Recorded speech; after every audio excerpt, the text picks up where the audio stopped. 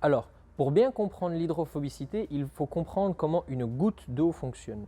Une goutte d'eau est un amas de quelques millimètres de diamètre de molécules d'eau, c'est-à-dire des molécules polaires qui interagissent via des ponts hydrogènes. Ça veut dire que les molécules d'eau vont se lier entre elles grâce à leurs atomes d'hydrogène, ce qui confère à la goutte d'eau une structure extrêmement solide avec une tension de surface extrêmement forte, ce qui lui permet de maintenir une structure sphérique qui est naturellement la structure qui nécessite le moins d'énergie. La volonté d'une goutte d'eau à rester sphérique nous amène à notre prochain point, l'angle de contact. Imaginez-vous en train d'écouler un liquide sur une surface solide, une table ou un verre par exemple. L'eau ne s'écoule pas indéfiniment.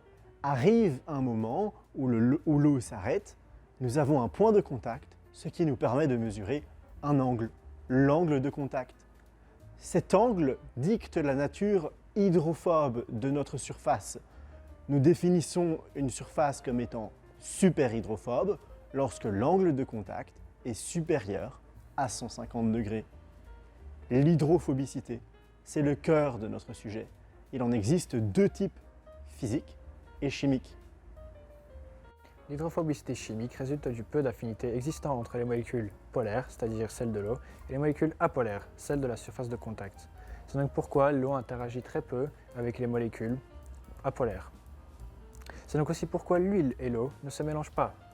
Donc si on recouvre une plaque de molécules apolaires, par exemple de coating à base de silicium, l'eau n'accrochera pas et l'angle de contact sera supérieur à 1 degré. L'hydrophobicité physique est due à la géométrie de la surface considérée.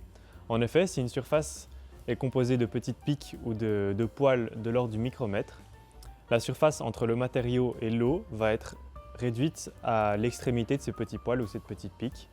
Et du coup, les interactions entre l'eau et le matériau vont être extrêmement réduites et c'est ça qui va permettre à l'eau de rester la plus sphérique possible et de ne pas adhérer au matériau.